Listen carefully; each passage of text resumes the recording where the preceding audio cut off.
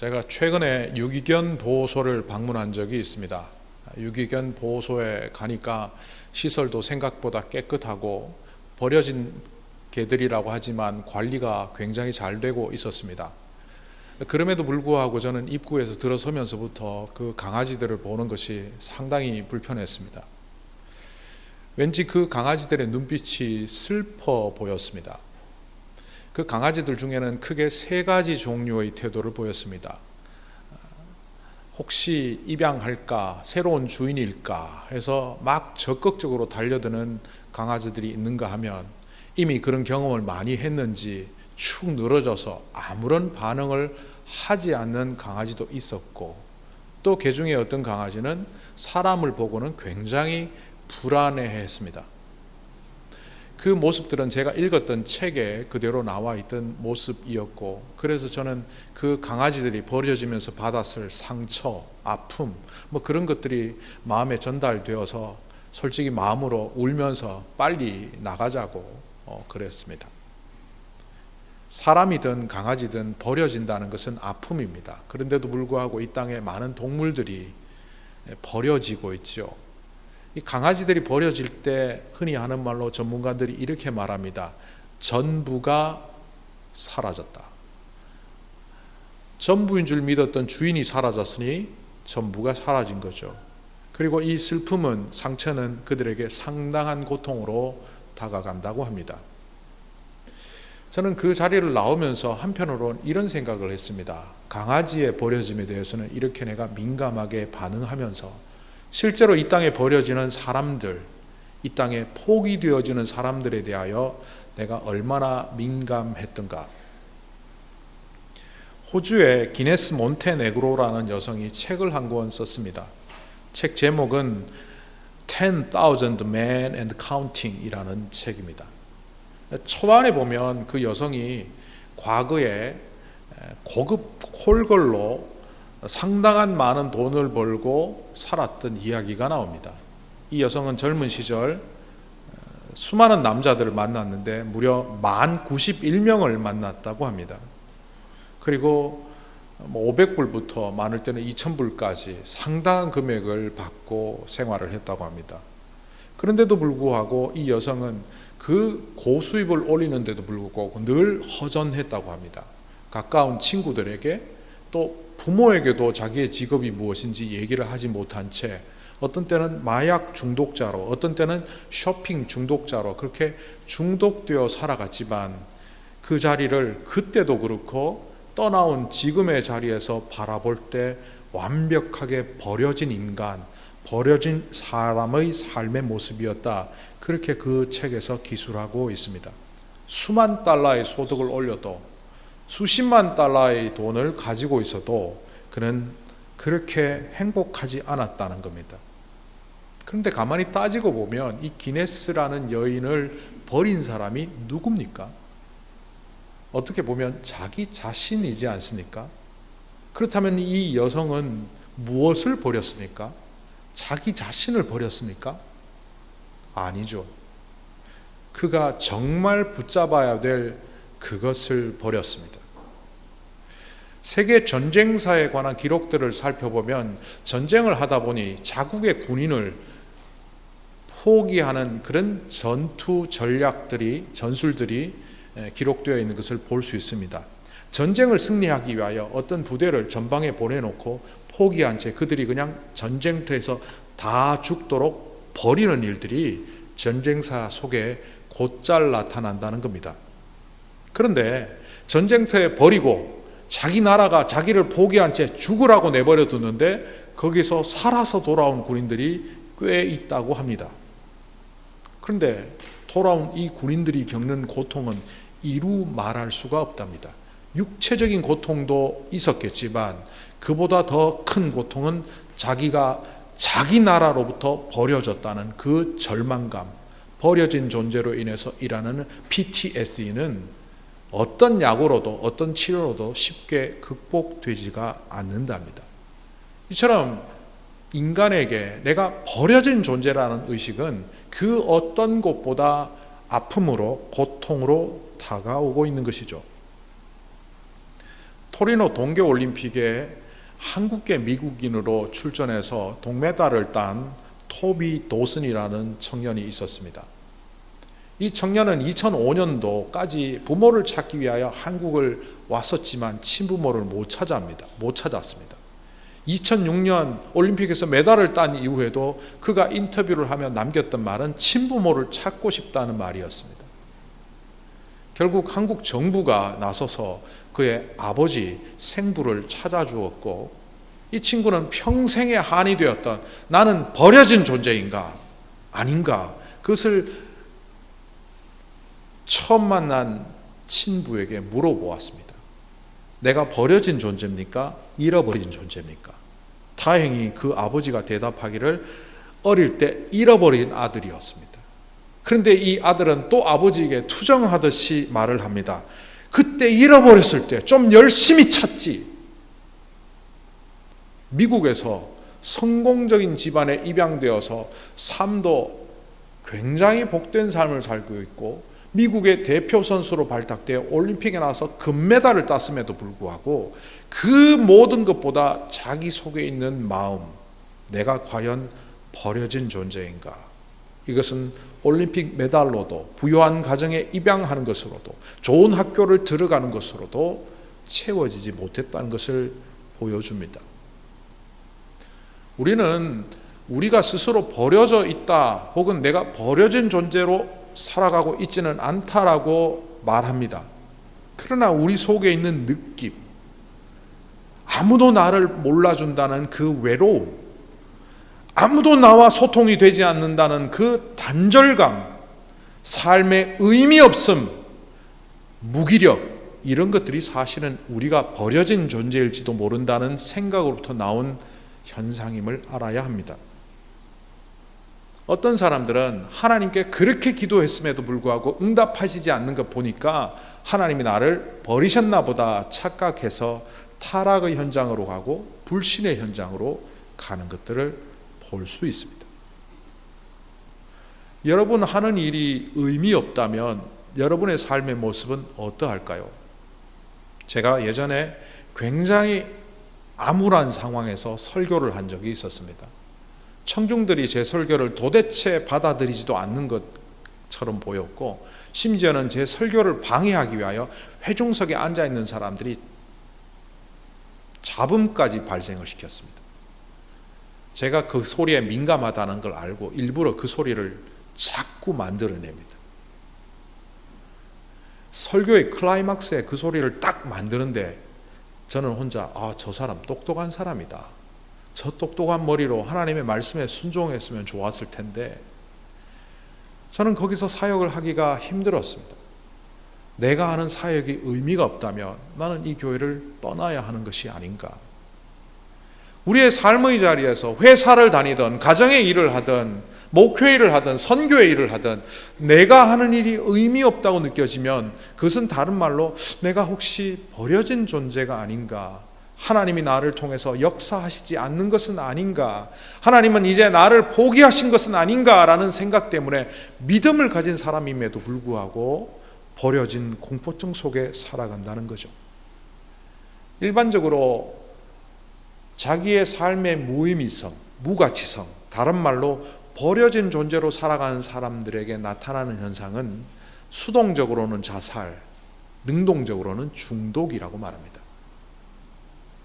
그러니까 요즘 왕따다, 자기는 완전히 소외되었다 이렇게 표현하지만 그걸 다르게 말하면 버려진 존재고, 부모가 자기를 포기했고 사회가 자기를 포기했고 주변의 사람들이 자기를 알아주지 않을 때 사람들은 절망의 자살로, 혹은 마약이나 도박이나 성이나 알코올이나 이런 중독의 요소들로 취해서 살아간다는 거죠.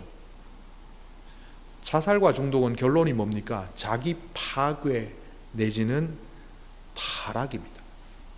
자기를 파괴하는 것이 타락이요, 타락하는 것이 자기 파멸입니다. 그런데도 그렇게 하지 않으면 자기가 살 수 없다는 생각으로 자기 자신의 신세를 한탄하며 살아가는 모습들이 여럿 있고 우리의 삶의 모습에도 간혹 드러나고 있지요. 오늘 말씀 속에 등장하는 한 인물, 이 사람은 정말 세상 속에 버려진 자처럼 보이는 인물입니다. 그의 이름도 나오지 않지만 그는 나병 환자라고 성경에 소개되고 있습니다. 나병이 얼마나 심각한 질병이냐 하면 과거의 기록들을 뒤져보면 이 나병 환자야말로 살아있으나 죽은 자와 같다고 합니다. 이 나병 환자가 예수님께 찾아와 삶이 완전히 바뀌는 모습을 오늘 짧은 본문이지만 누가복음 5장 12절부터 16절은 우리에게 전해주고 있습니다. 그런데 예수님께서 어떤 동네에 계실 때에 라고만 그 시점이 밝혀져 있어서 이 상황이 또 시점이 언제인지 우리에게 잘 전달되고 있지 않습니다. 그러나 오늘 누가복음과 동일한 사람의 이야기를 다루고 있는 이른바 병행 본문인 마태복음 8장 1절부터 4절에는 그 시점의 실마리, 상황의 실마리를 조금은 밝혀주고 있습니다. 그래서 제가 마태복음 8장 1절부터 4절을 읽어볼 테니 들어보시기 바랍니다. 예수께서 산에서 내려오시니 많은 무리가 그를 따라왔다. 나병 환자 한 사람이 예수께 다가와 그에게 절하면서 말하였다. 주님, 하고자 하시면 나를 깨끗하게 해주실 수 있습니다. 예수께서 손을 내밀어서 그에게 대시고 그렇게 해주마, 깨끗하게 되어라 하고 말씀하시니 곧 그의 나병이 나았다. 예수께서 그에게 말씀하시기를 아무에게도 아무 말도 하지 말아라. 가서 제사장에게 내 몸을 보이고 모세가 명한 예물을 바쳐서 사람들에게 증거로 삼도록 하여라 하셨다. 오늘 누가복음의 5장에 나오는 내용과 거의 흡사하지만 딱 한 군데가 다릅니다. 초반에 예수께서 산에서 내려오시니, 예수님께서 산에서 내려오셔서 어떤 동네에 머무르게 되셨을 때 수많은 사람들이 몰려왔고 그 몰려온 사람들 중에서 유독 나병 환자가 부각되는 것이 오늘 말씀의 내용입니다. 근데 마태복음 8장 하면 여러분 뭐가 떠오르십니까? 마태복음 5장부터 7장이 그 유명한 산상보훈이고 그 무리들과 산에서 예수님의 말씀을 전하신 이후 내려왔다는 것을 마태복음 8장 1절에서 볼 수 있습니다. 그렇다면 이 사건은 그 유명한 산상수훈이 선포된 이후 무리들과 마을로 내려오신 이후 처음으로 맞닥뜨린 사람 나병 환자를 통해서 일어난 사건임을 알 수 있습니다.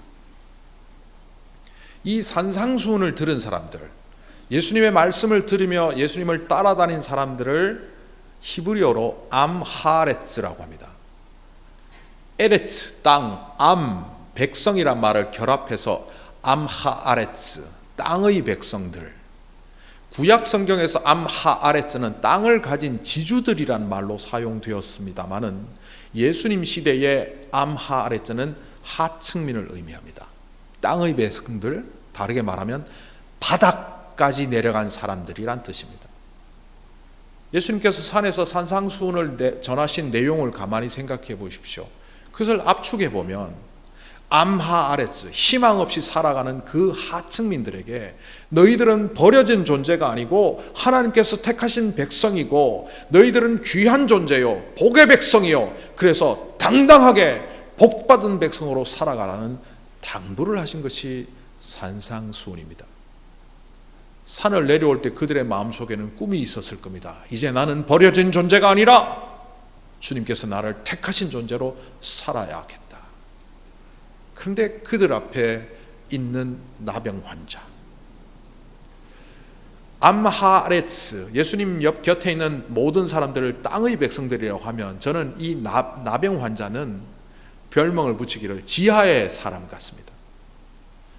우리가 흔히 인도의 캐스트 제도를 말할 때 제일 상위에 있는 브라만, 두 번째 크샤트리아, 세 번째 바이샤, 그리고 수드라가 가장 낮은 줄 알지만 수드라가 땅의 백성이라면 이 수드라 밑에 수많은 계층들, 그 밑에 불가촉 천민이라고 있습니다.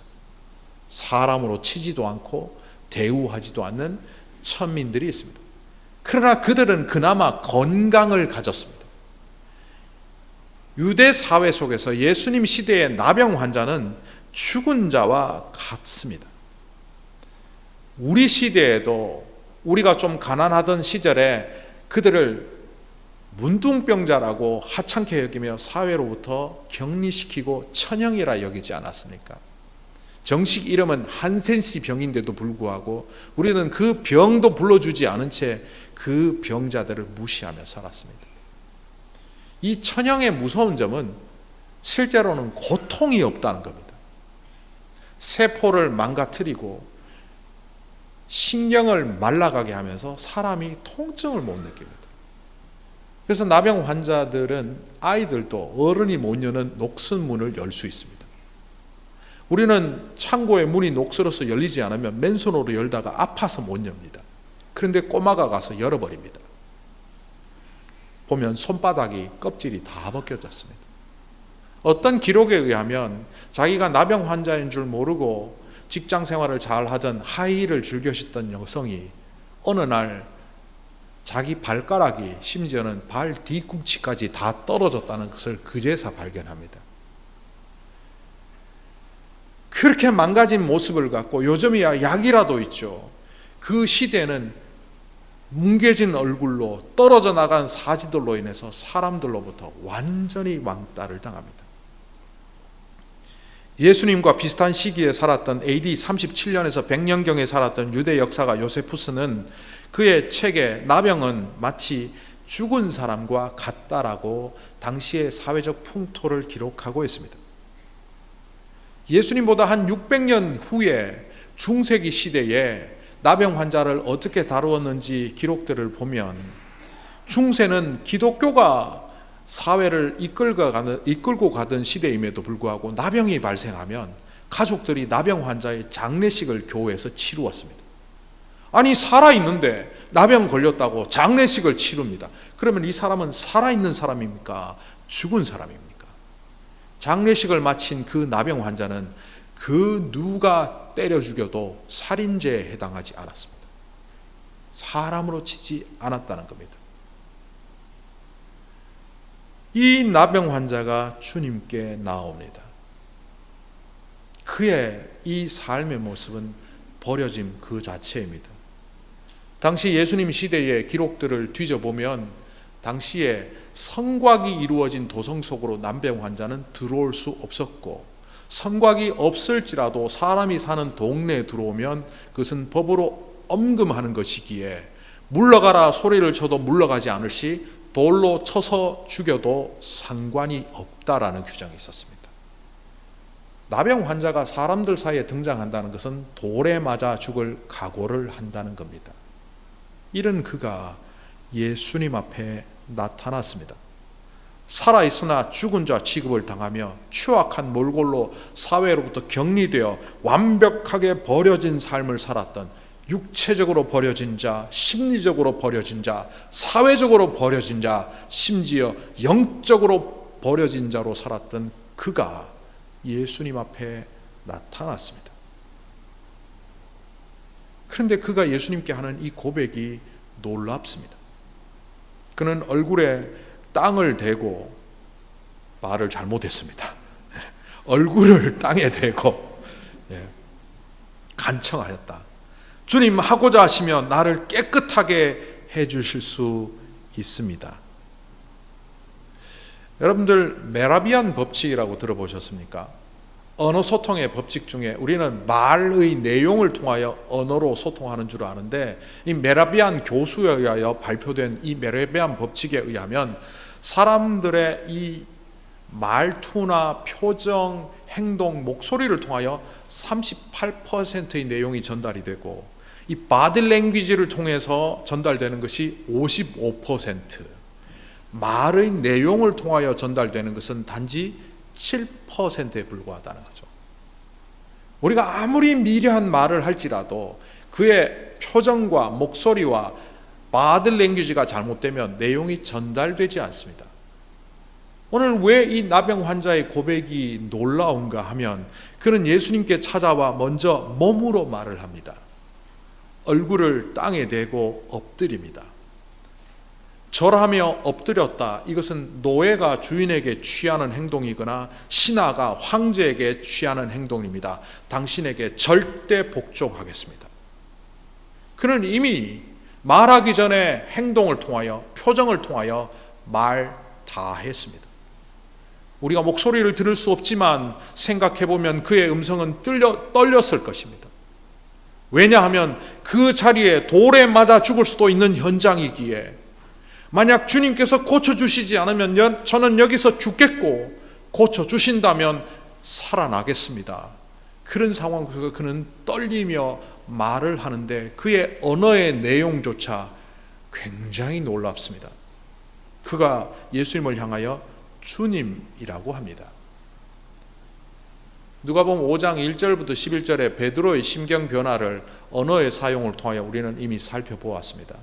베드로가 처음에는 선생님 하던 그가 자기가 죄인이고 예수님이 메시아임을 발견하는 순간 예수님을 주님이라고 외쳤던 것을 우리는 누가복음 5장 1절에 11절 사이에서 목격했습니다.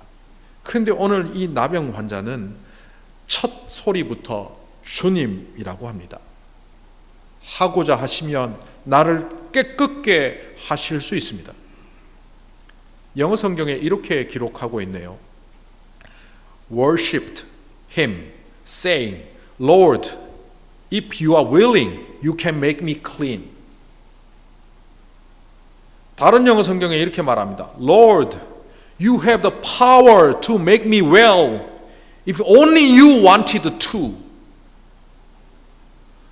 이게 얼핏 보면 마가복음 9장에 그 귀신 들린 아들 둔 아버지 말과 비슷하게 보이지만 전혀 다른 이야기입니다.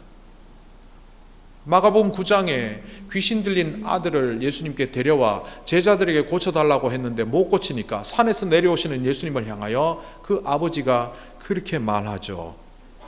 하실 수 있다면 고쳐주십시오.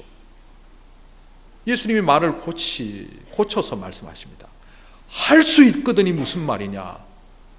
능치 못함이 없는 하나님의 능력을 의심하고 있는 그를 질책한 말씀을 하셨습니다. 그런데 오늘 이 나병 환자는 병을 고치는 주권조차도 주님께 있음을 말하면서 그분에게는 능력이 있는데 당신이 나를 고치려고 마음만 먹으시면 못할 일이 없다고 이미 선언하는 놀라운 믿음의 고백을 하고 있습니다. 동시에 죽음조차도 각오한 그가 자신의 생사 여탈권이 주님께 있음을 주님이라고 엎드려 복종하는 태도로 전적으로 표현하고 있습니다.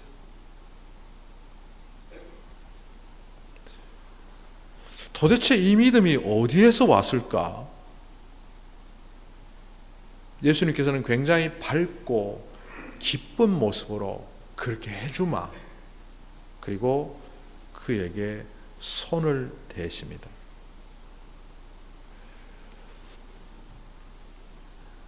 이 나병 환자의 믿음을 보면서 이런 생각을 해봅니다.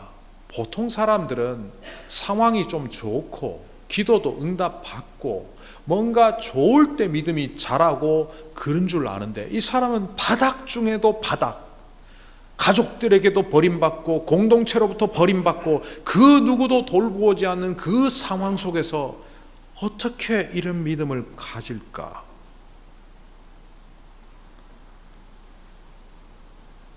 우리는 조금 상황이 나아질 때는 믿음이 자라는가 하면 상황이 악해지면 그 믿음의 자리를 떠나는 사람들을 종종 봅니다.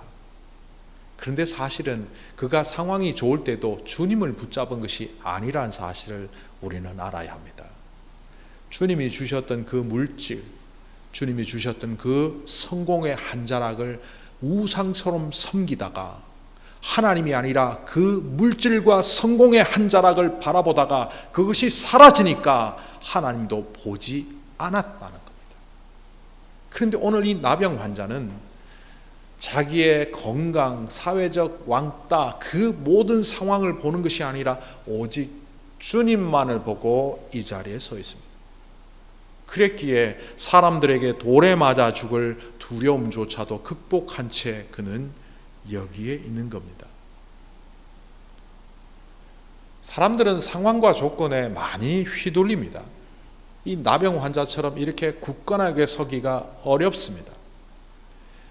400년 동안 이집트에서 노예 생활을 했던 그 사람들이 후반기로 갈수록 이렇게 생각하게 됩니다. 하나님은 이제 우리를 보호하시지 않아 우리의 기도를 듣지 않으셔. 그때 하나님은 모세를 보내셔서 선포하시고 역사하셨습니다. 그 선포와 역사의 내용을 한마디로 압축하면 이런 말입니다. 이스라엘 백성들아, 나는 너희들의 기도를 듣지 않은 적이 없었고 너희를 포기한 적도 없었고 버린 적도 없었다. 과거에나 지금이나 미래나 나는 너희와 항상 함께할 것이다. 이 이스라엘 백성들이 본토에 들어가서 살다가 또 바벨론에 의하여 멸망을 받고 상당히 많은 사람들이 바벨론 포로로 잡혀갔습니다. 바벨론 포로로 잡혀간 사람들이 처음에는 성전을 향하여 기도했지만 들려오는 소문에 성전까지도 파괴됐다는 소식을 듣고 절망해버립니다. 그런 그들에게 에스겔을 통하여 마른 뼈 환상을 보여주시면서 주님은 말씀하셨고, 다니엘이라는 선지자를 통하여 주님은 말씀하셨습니다. 그 핵심이 뭡니까? 너희는 나의 희망이다.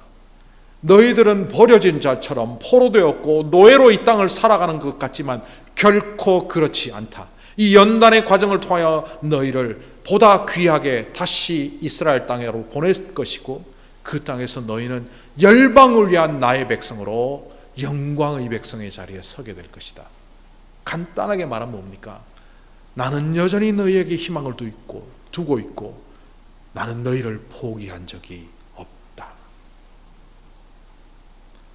주님의 이 음성을 들었던 사람들은 오늘 나병 환자처럼 그 열악한 상황 속에서도 주님만을 바라볼 것입니다. 그러나 상황에 함몰되는 사람들은 결국 상황만 바라보다가 주님을 잃어버리는 거겠죠.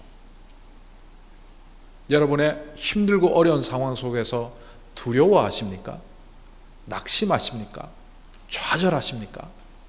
그 낙심과 두려움과 좌절이 어떻게 보면 하나님이 우리를 버렸을지도 모른다는 그 의심증이라는 사실을 아십니까?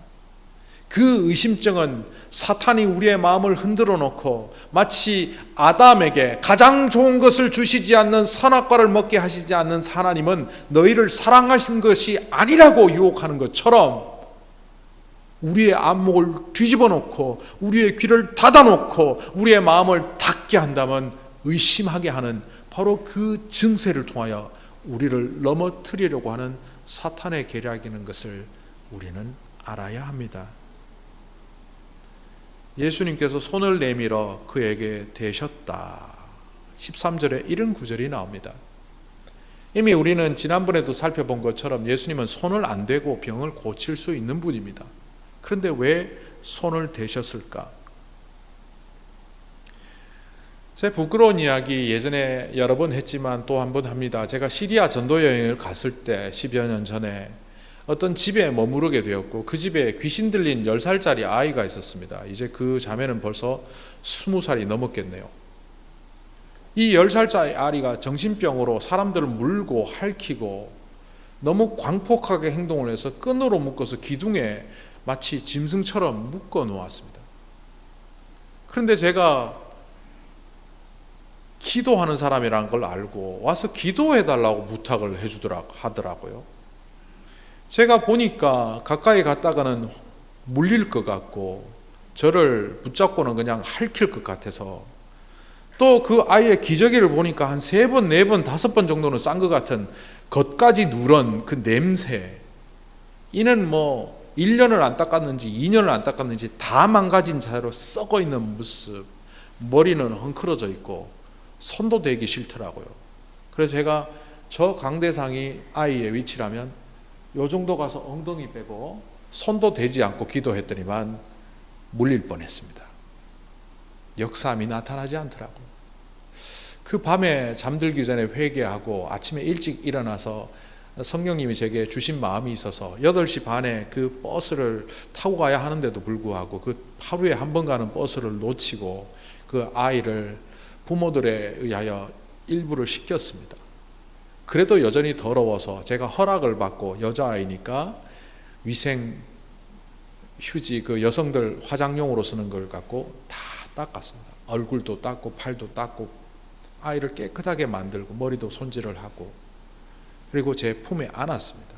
제 무릎에 앉아서 이렇게 앉고 제가 아라비아어로 부를 수 있는 찬양곡 대여섯 곡을 다 부른 후 하나님께 기도했을 때 하나님이 병 고쳐 주셨습니다. 그리고 그 가정이 다 믿게 되었죠. 그리고 다른 옆 마을로 이동을 하면서 어제 손 안 대고 기도해도 들어주셨으면 됐었을 텐데 왜 그렇게 닦고 안고 해야만 고쳐주셨을까? 그래야만 고쳐주시다는 것이 아니라 손을 대는 마음과 손을 대지 않는 마음은 완전히 다른 마음이기 때문입니다. 예수님은 손을 안 대고도 병을 고칠 수 있는 분입니다. 그리고 당시에 나병 환자가 일반인에게 손을 대면 그 사람은 그 자리에서 죽습니다. 반대로 나병 환자가 아닌 사람이 나병 환자와 접촉을 하면 그 사람을 일주일 동안 나병 환자와 동일한 취급을 해서 격리를 시킵니다. 그러니까 이거는 금기입니다. 그런데 예수님이 그 사람에게 손을 댑니다. 왜 그러셨을까요? 나병 환자로서 육체적 고통은 물론이요 사회로부터 공동체로부터 완전히 왕따당하고 버려진 존재로 살아가며 그 마음에 병들어 있는 그 심리적인 질병을 고치기 위해서는 주님의 거룩한 손이 그를 만져주심으로 가능했기 때문입니다. 주님의 만지심은 마음을 만지신 것이고 그의 영적 상태를 만지신 것이고 병을 고쳐주신 것이 아니라 병을 비롯하여 모든 것을 고쳐주시기 위하여 주님은 그를 품으신 겁니다. 그리고 14절에 예수님은 이렇게 말합니다. Don't tell anyone about this. 아무에게도 말하지 마라. 이 말씀은 전통적으로 이렇게 해석합니다. 예수님의 사역이 사람들에게 알려져서 이분이 메시아임을 알아서도 안 되고 또 사역이 방해받지 않기 위해서는 주님의 말씀 사역을 위해서는 병 고친 이야기는 덜 알려져야 한다. 이게 메시아 비밀 사상이라고 신학적으로 말합니다. 저도 한동안 그렇게 생각하고 또 지금도 그렇게 생각하고 있습니다. 근데 조금만 생각을 달리 해보십시오. 이 사람이 입 다문다고 이 소문이 안 납니까? 제사장에게 가서 말할 겁니다. 너 나병 환자였는데 어떻게 나았냐? 나사렛 예수란 분이 저를 고쳐주셨습니다. 생각보다 제사장들 입 쌉니다. 다 날 거예요. 그렇다면 이미 날 소문을 왜 이 사람에게 말하지 말라고 하셨을까?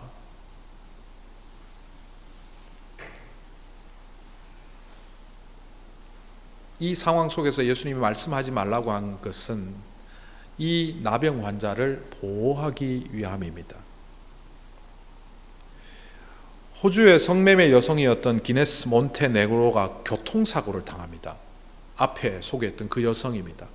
그래서 더 이상 그 일을 하지 못하게 되어서 재정적으로도 힘들고 마음적으로 너무 힘들어서 부모를 찾아가서 자기의 비밀을 얘기합니다. 사랑하는 엄마 아빠, 내가 사실은 이런 직업을 갖고 살았는데 이제 그 일도 못하게 돼서 미안해. 그 부모는 신실한 기독교인들이었습니다. 그 이야기를 다 듣고도 아이를 그대로 받아주며 교회에 같이 나가도록 권면하며 그가 하나님 안에서 치유받도록 도와주었습니다. 다행히 하나님께서 그를 인도하셨고 믿음도 회복하고 가정의 삶도 회복해서 일상적으로 살아갔지만 아무도 모르지만 늘 자기를 옥죄어오는 그 이야기가 있어서 부모에게 이 기네스 몬테네그로는 자주 이런 말을 했습니다. 아빠 미안해, 엄마 죄송해, 내 과거의 내 모습 때문에 엄마 아빠를 모욕한 것 같아서 너무 미안해. 그 이야기를 할 때마다 그의 부모는 그에게 동일한 이야기를 했습니다. Don't talk about that. 그 이야기 하지 마. 지나간 거야. 과거에 네가 그렇게 험난한 자리에 있었고 부끄러운 자리에 있었지만 이미 벗어났고 부모인 우리는 너를 예전의 딸처럼 동일하게 여겨. 하나님께서도 너를 사랑하는 딸로 그렇게 여기실 거야. 그런 의미로 늘 Don't talk about that. 요한복음 8장에 음행하다 잡혀온 한 여인이 있었죠. 사람들이 돌을 들어서 그 여인을 치려고 할 때 예수님이 그 유명한 말씀을 하십니다. 죄 없는 자는 돌로 치라. 다 도망가 버렸습니다. 여인과 예수님이 남아있는 그때 두 사람이 대화를 나누는 장면이 요한복음 8장에 나옵니다. 예수께서 몸을 일으키시고 여자에게 말씀하셨다. 여자여, 사람들은 어디에 있느냐? 너를 정죄한 사람들은 한 사람도 없느냐? 여자가 대답하였다. 주님, 한 사람도 없습니다. 예수께서 말씀하셨다. 나도 너를 정죄하지 않는다. 가서 이제부터 다시는 죄를 짓지 말아라. 다시는 죄를 짓지 말아라를 어떤 영어 성경에서는 이렇게 말합니다. Don't do that. 주님께서 그 여인을 이제는 전혀 다른 사람으로 새로운 피조물로 빚어주신 것을 알려주시기 위하여 이제는 다시 그런 일을 하지 말아라. 다시는 그 말을 하지 말아라. 몬테네그로의 부모가 그 딸을 받아들이며 너는 어쩌자고 그런 일을 했니? 한마디도 탓하지 않고 Don't talk about that. 이제 너는 새로운 사람이니까 지나간 이야기는 하지 말고 미래를 보자. 철저히 버려진 자로 살았던 그 나병 환자가 다시는 과거의 이야기를 하지 않고 이제는 고쳐짐 받은 삶으로 온전히 살아가도록 누구에게도 그에 관하여 이야기하지 말라고 주님께서는 말씀하신 겁니다. 우리는 어떤 때 실패한 자로 살아갑니다. 겉보기에는 멀쩡하나 속으로 완벽한 실패한 자로. 어떤 때는 내 마음으로는 실패자가 아니라고 끝까지 버티지만 사회적으로 세상적으로 나는 완벽히 실패한 자로, 겉으로 실패한 자로 살아갈 때도 있습니다. 그 어떤 실패의 자리든 주님께서는 우리에게 말씀하십니다. 나는 너를 포기한 적이 없고 버린 적이 없다. 로마서 5장 8절은 우리에게 하나님의 그 심정을 온전히 드러내 줍니다. 우리가 아직 죄인 되었을 때에, 세상적으로 완벽한 실패자라고 했을 때 하나님은 그 사랑을 우리에게 전달해 주시고 알려주시기 위하여 주 예수 그리스도를 보내서 십자가에 죽게 하셨다. 버려진 자로 살아가는 우리들을 손 내밀어 잡아주시며 건강하게 복귀해 주신 것처럼 우리 또한 주변에 버려진 자로 살아가는 사람들에게 손 내밀어 우리의 능력이 아니라 주님의 능력이 우리를 통하여 흘러갈 수 있도록 그렇게 해야 되지 않겠습니까? 어떤 자리 속에서도 우리와 함께 하시는 주님, 그 주님이 우리의 주님이시고 그 주님을 바라만 보고 있다면 그 어떤 자리에서도 역사하시고 그 역사하심으로 우리를 통해 이 땅의 버려진 자를 살리고자 하시는 주님의 뜻을 받아들이며 엎드려 순종하는 우리 모두가 되기를 간절히 축복합니다.